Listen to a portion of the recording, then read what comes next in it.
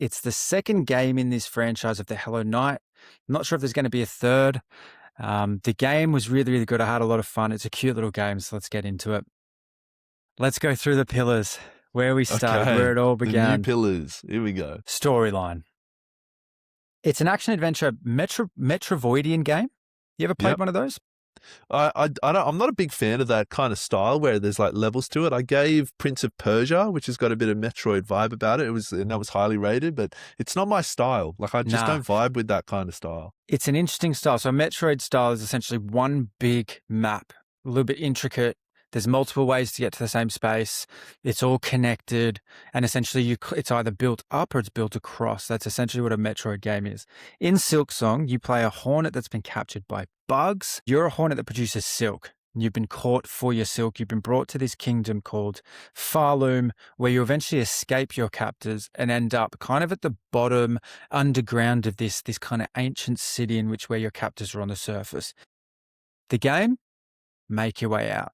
So there's a lot of top down, there's a lot of climbing, a lot of stuff like that. The big bad is someone that's called Grandmother Silk, who's essentially like this goddess that kind of took over this whole realm, this whole Farloom area. She has these followers that she calls weavers that essentially do all of her bidding for her, like go and pick up hornets that can produce silk, right? So that's essentially what this storyline is. Let's get into character development. Character development. Very little character development. And I know we speak a lot about how we like to see protagonists go on all these arcs, but you're essentially a warrior. Like you're already a very well-established warrior. Like you're a fighter. They essentially kidnap the wrong person is kind of the premise of this game. Like you're a real aggravator when you run into NPCs that are hostile, like you're up for the fight. There's not a minute in this game where you feel like you're out of your depth, although it can be challenging at times. So there wasn't too much of development of character. When you meet NPCs, you meet them with skepticism sometimes. There's some adoration towards foes. You have these kind of standoff moments with different foes, with big bosses where you feel like you're evenly matched and there's this mutual respect. But in terms of the character development this kind of hornet goes on, not really a huge factor in the game. Yeah, like you almost feel like those kind of games, character dev, it's that's not what they're aiming for. Like that's not their kind of pitch, you know. Exactly. Like, and I think that this is probably my first Metroid game in, I reckon, since like Kirby's World.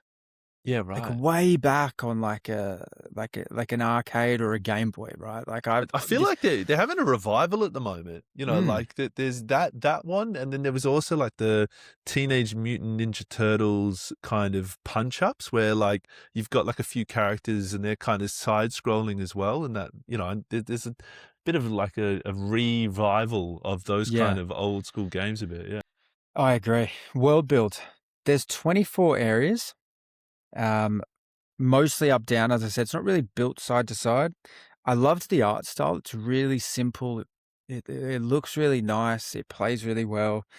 The terrain that they built into this game, I really admired. Like it doesn't follow seasons. It more follows settings is probably the best way to say it. Like you start in a forest and then you make your way through a volcano and then you make your way through a city during nighttime where it's like hailing and like pissing down rain. It's not really seasons. Like so often in gaming we see seasons, right? Like probably the top of the list is Zelda for me. Like you go through the summer, the warm area, you go through the Yeah. snow, you go through the forest. This game actually built a lot of different settings that felt like when you kind of entered a new chapter, it really was doing that. It's almost like you just Okay. flip the page and from section to section, you're in a completely different area with completely different ASMR, completely different sounds. It really felt like That's cool. when I played it with my headphones and really got into it at night, that I was completely immersed in the experience, which I really liked. A little bit of an annoyance that I think is just a factor in Metroid games or Metroid gaming is like sometimes having to go back, way back to get somewhere that's like 2 feet above you. You know what I mean? It's like, oh, it's that thing Yeah. right there, but you can't jump to it. And you go back to your map and you're like, oh my God, this is like snakes and ladders. I've got to go kind of like 4 areas back and take the other entrance. And then I'll Yeah. be there in like 10 minutes. And like that replayability to me, and that is kind of a world build design, it just didn't tick like that box for me. Like I want it Yeah. to be a little bit more like linear, if you will, and just make kind of from section to section flow really nicely.